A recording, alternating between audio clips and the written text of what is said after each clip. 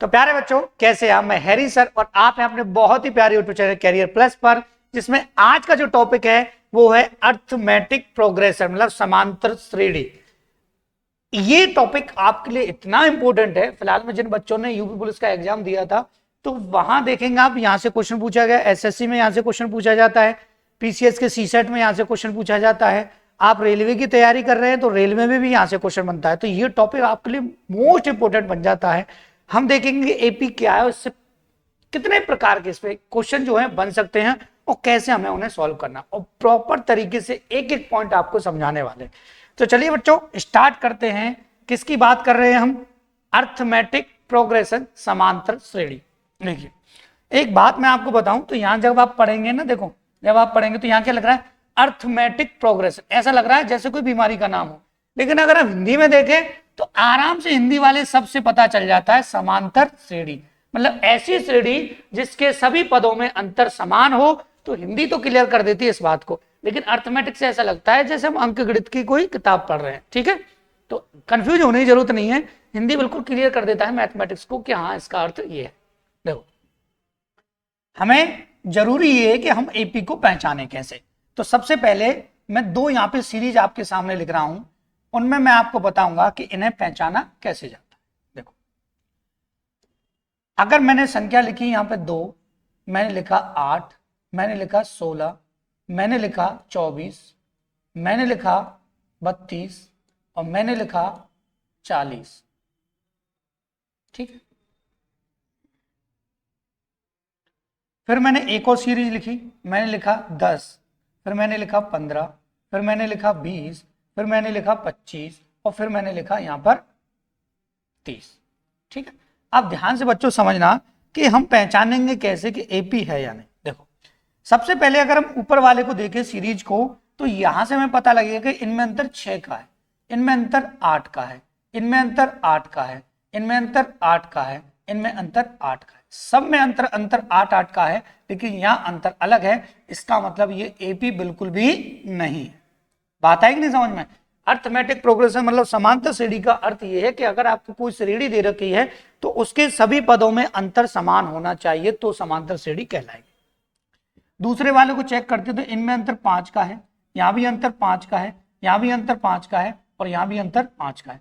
अगर सब में अंतर 5-5 का है, इसका मतलब ये आपकी क्या हो जाएगी? एपी हो जाएगी। बात आएगी नहीं बच्चों समझ में? आप कहेंगे सर बिल्कुल सही बात है, कोई टेंशन नहीं है। अब देखेंगे बेटा कि इसके फॉर्मूले बनते कैसे हैं। बिना फॉर्मूले के करोगे तो कंफ्यूजन आपको हमेशा रहेगी, इसलिए पहले फॉर्मूला समझ लीजिए वास्तव में इसका फॉर्मूला क्या है, इसको फिर हमें जल्दी कैसे करना है। ठीक है, प्रॉपर तरीके से एक एक पॉइंट आपको बताया जा रहा है, तो घबराने की जरूरत तो बिल्कुल है ही नहीं आपको। हमारे सामने ये हमारा एपी था, इसी के अकॉर्डिंग सारी चीजों को समझते। ठीक, देख लीजिएगा ध्यान से।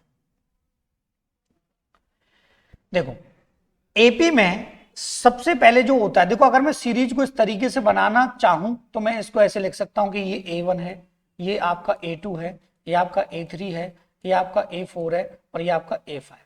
ठीक है, ये चीजें करेंगे आपको कंफ्यूज बहुत ज्यादा।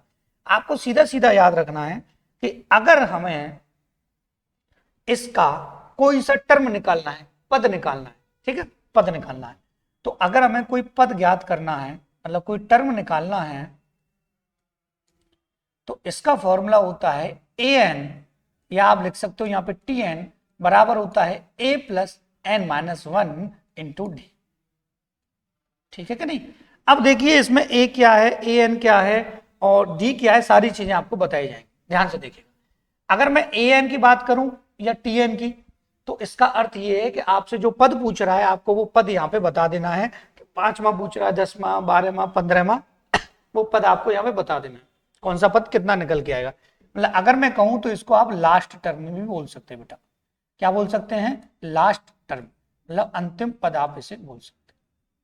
ठीक है, उसके बाद ये जो आता है ए, देखो मैं यहां लिखता हो जा रहा हूं कि an जो होगा आपका या आपका tn जो होगा वो कहलाएगा आपका लास्ट टर्म। क्या कहलाएगा बच्चों? Last term.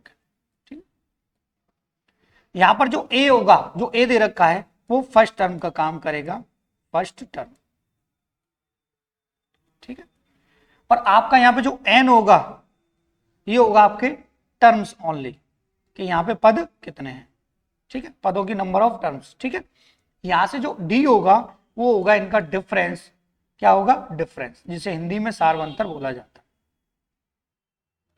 ठीक है। कोई डाउट नहीं होना चाहिए, किसी भी स्टूडेंट को यहां तक कोई प्रॉब्लम नहीं होनी चाहिए, ये है आपका फॉर्मूला। बात आए कि नहीं समझ में? अब बात बढ़ती है आगे।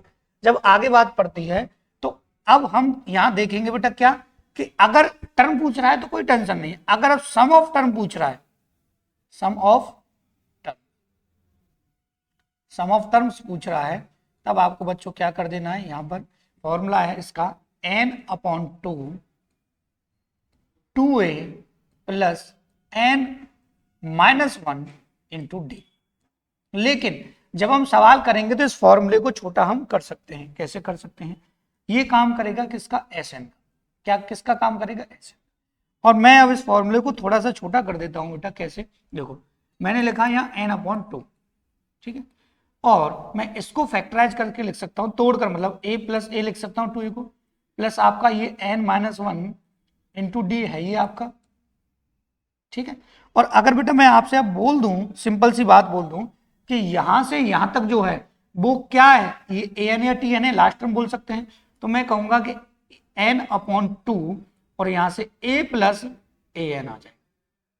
तो जब आपको सम निकालना होगा डायरेक्ट, तब हम किस फॉर्मूले का यूज करेंगे कि n/2 कितने पद हैं, पहला पद और अंतिम पद का योग, ठीक है। बात आएगी नहीं समझ में? ये फर्स्ट टर्म हो गया और ये आपका लास्ट टर्म। ये है एपी का फॉर्मूला, और इस तरीके से हमें सवालों को सॉल्व करना है। बात आती है लैंग्वेज की, कि लैंग्वेज कैसे सवालों में आ सकती है।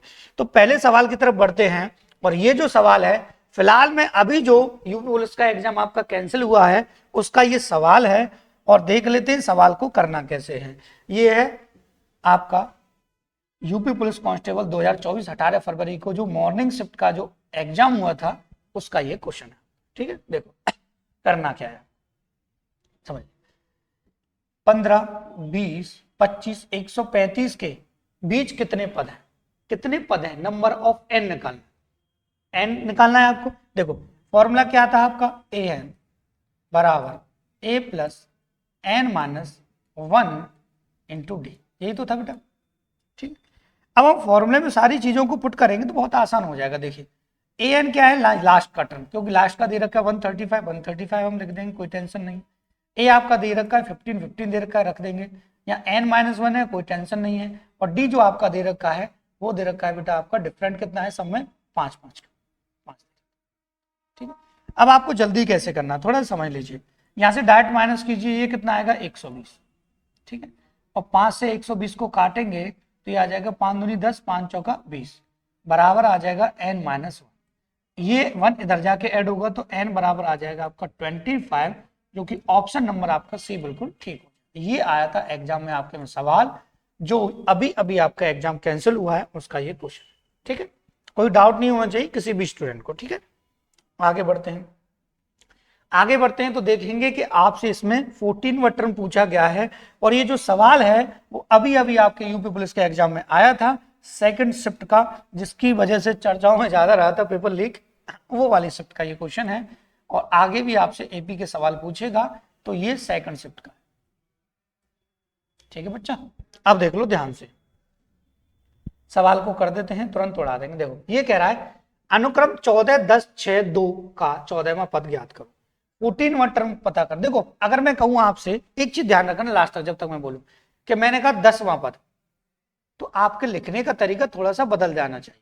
देखो 10वां पद, फॉर्मूला में पता है a प्लस n-1 इंटू क्या है बेटा डी है, ठीक है। और मैं आपसे कहूं a प्लस 10वां पद निकालना है तो 10 माइनस से कितना हो जाएगा, 9d हो जाएगा कि नहीं।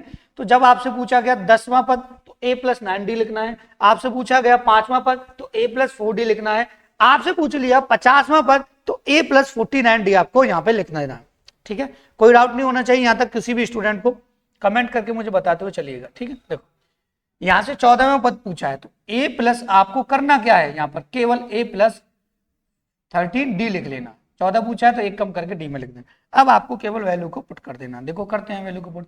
सीरीज में पहला पद कितना था, 14 था बेटा, प्लस 13, d कितना है, d निकालते हैं a2 में से a1। देखो d कैसे निकालते हैं, A2 में से A1, मतलब यहां से ये माइनस कर देना, 10 में से 14 माइनस होगा तो माइनस के 4 बचे, ठीक है।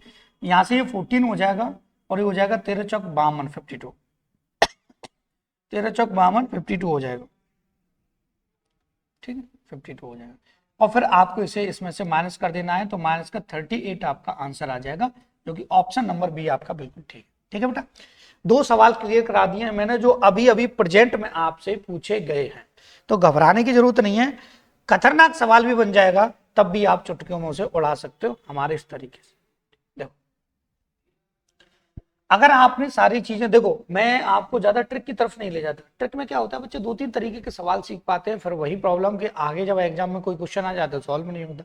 तो उन सारी चीजों से बचाने के लिए आपको ये कंडीशन कराई जा रही है कि भाई ये सारा पैटर्न जो है बेसिक से समझ लीजिए, 0 पॉइंट से समझ लीजिए, सारी चीजें आपकी क्लियर हो जाएंगी। ठीक है, देखो अब हम पढ़ते हैं अगले सवाल को।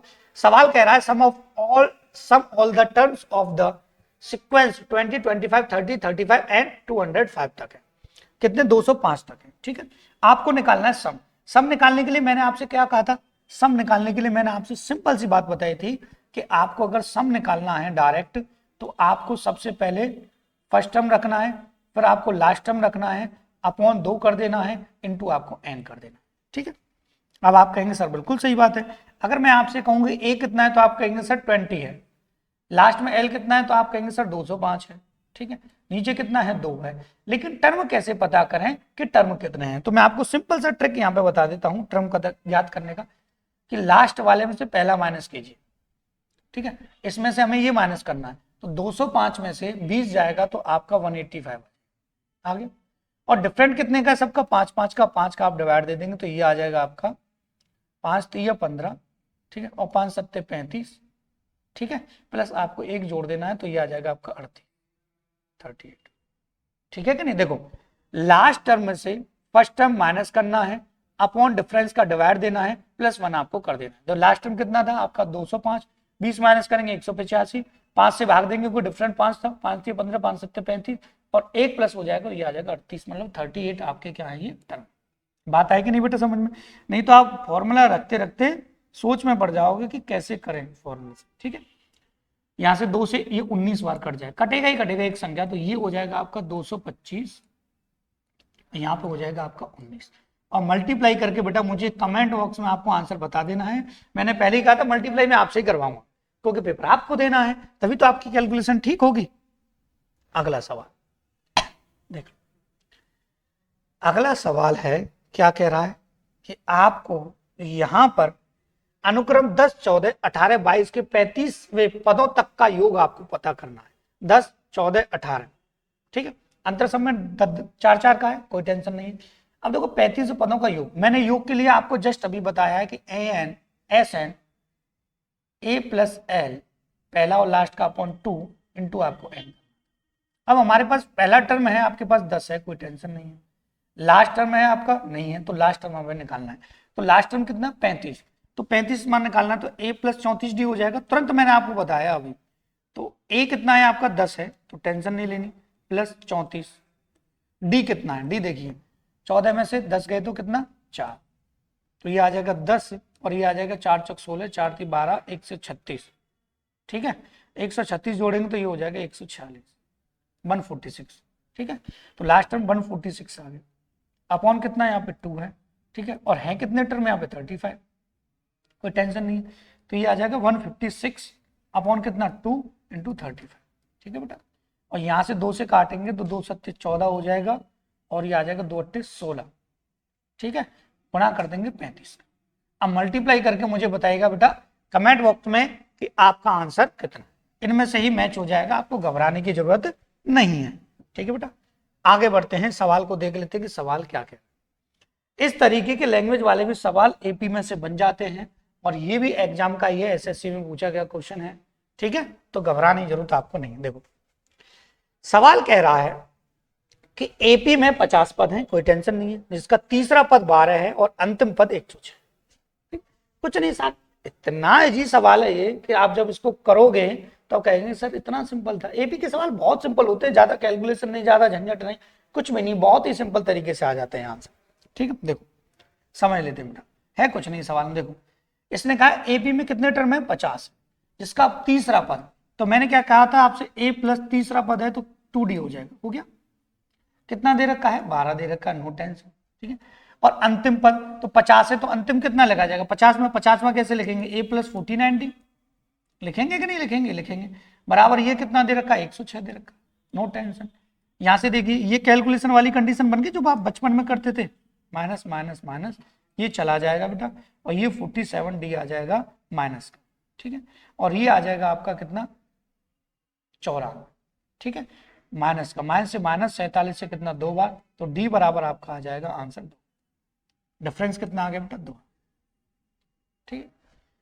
अब पहुंचते हैं लास्ट अगले सवाल पर, और इस प्रकार का सवाल पिछली बार एसएससी ने पूछा है सीजीएल में, ठीक है, तो आपको टेंशन लेने की जरूरत नहीं है, ठीक है बेटा। सवाल बहुत इजी है और बहुत ही सिंपल तरीके से हम इसको कर देंगे। नाम दे रखा है सुब्बा राव ने 1995 में 5,000 रुपए मासिक वेतन पर कार्य आरंभ किया और प्रत्येक वर्ष 200 रुपए की वेतन वृद्धि प्राप्त की, तो किस वर्ष उसका वेतन 7,000 हो। देखो अब मैं आपको समझा दूं सिंपल थे, ये जो दे रखा है आपको 5,000, ये दे रखा है ए, ये जो दे रखा है वो आपको दे रखा है ए एन लास्ट, और जो 200 दे रखा है वो आपको दे रखा है डी, बेफिक्र, टेंशन खत्म। एन निकालना आपको, देखो ए एन बराबर क्या था बेटा formula, A plus N minus 1 into D, यही तो था बेटा।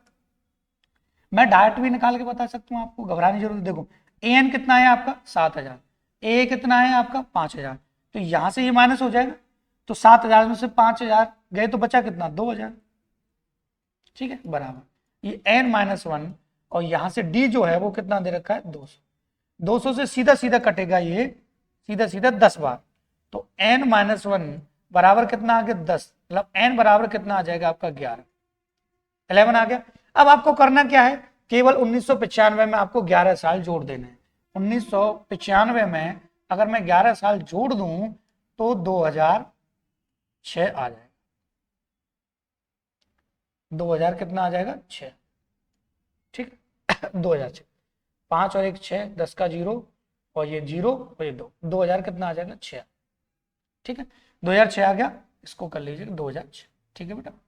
तो 11 साल आए तो कितना आ जाएगा 2006। इस प्रकार से हम एपी के सवालों को उड़ा सकते हैं।